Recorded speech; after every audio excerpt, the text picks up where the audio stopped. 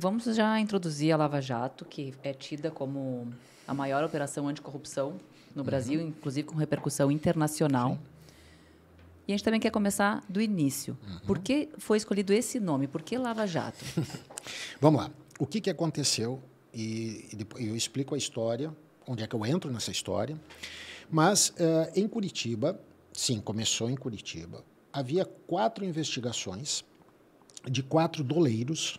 Doleiros são aqueles intermediadores do dinheiro ilícito. Tá? Eles têm dinheiro no exterior, eles vão fazendo troca de dinheiro para as pessoas que cometem os delitos de corrupção e lavagem de dinheiro.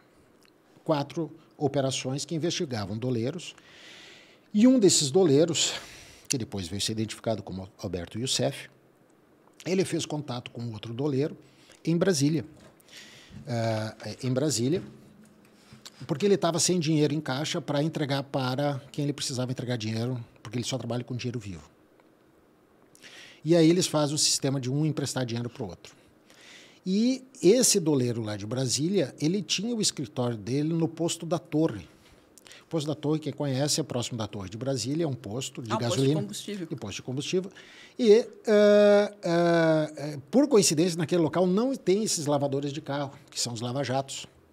Mas, na época, quem deu o nome, inclusive, foi a delegada Érica Marina, ela disse, bom, eles estão utilizando esse negócio num posto de gasolina para lavar dinheiro.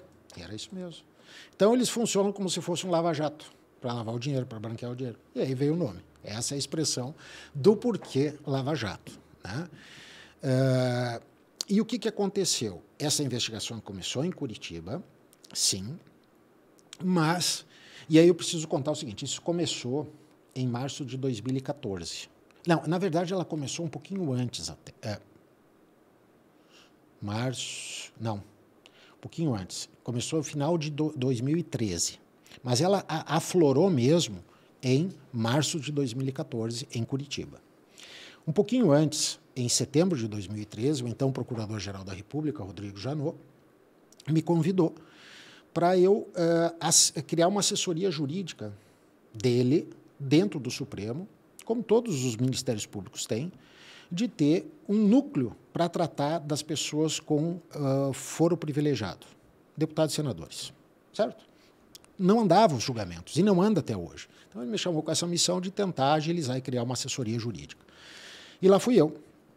Lá fui eu, em setembro de 2013, e trabalhando só com prerrogativa de foro. Não existia lava-jato no Supremo ainda.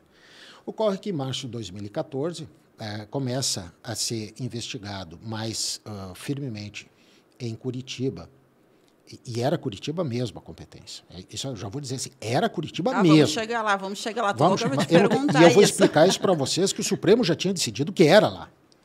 E porque a lavagem de dinheiro acontecia lá. Aquilo que estava sendo investigado ali era dali. Depois, muitos não falam que muita coisa foi tirada de lá. Mas vamos devagar. Aí, durante as investigações em Curitiba, surgiu... eles utilizavam, na época...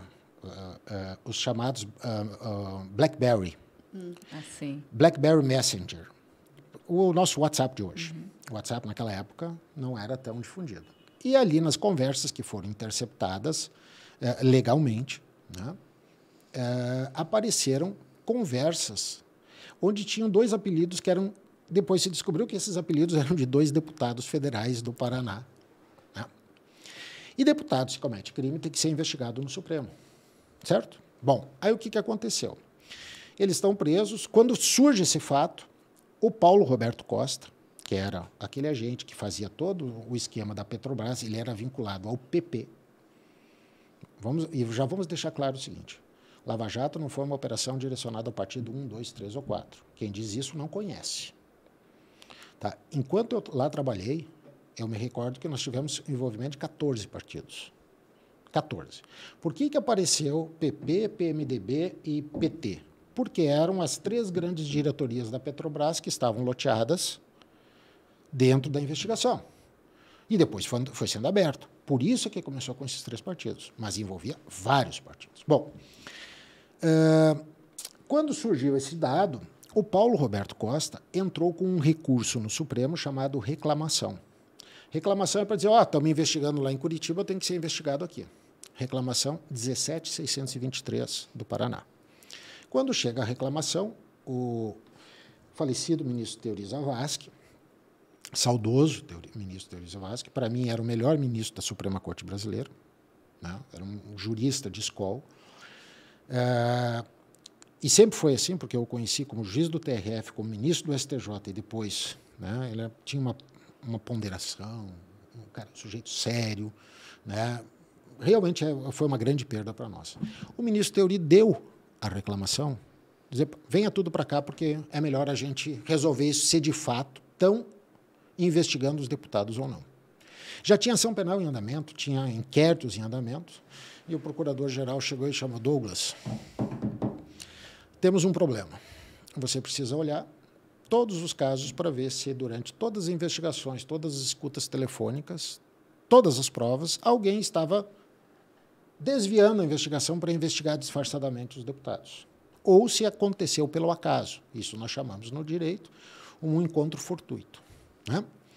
E lá fui eu olhar por algumas dezenas de noites e dias para ver se tinha isso. E vasculhei tudo e não tinha. Eles foram descobertos pelo acaso. E eles nem usavam o nome deles, usavam apelidos. E aí, o Supremo Tribunal Federal, no dia 10 de junho de 2014, pode olhar lá, a segunda turma do Supremo, prestem atenção todos, unanimidade, os 5 ministros do Supremo, Teori Zavascki, Carmen Lúcia, Celso de Mello, Gilmar Mendes, Ricardo Lewandowski, os 5, disseram, não tem problema nenhum, está tudo certo. Eles apareceram por acaso, eles vão continuar aqui, e o resto tem que voltar para onde? Curitiba. Está na decisão deles. Vai para Curitiba, porque Curitiba é a competente. Eles disseram isso em 10 de junho de 2014.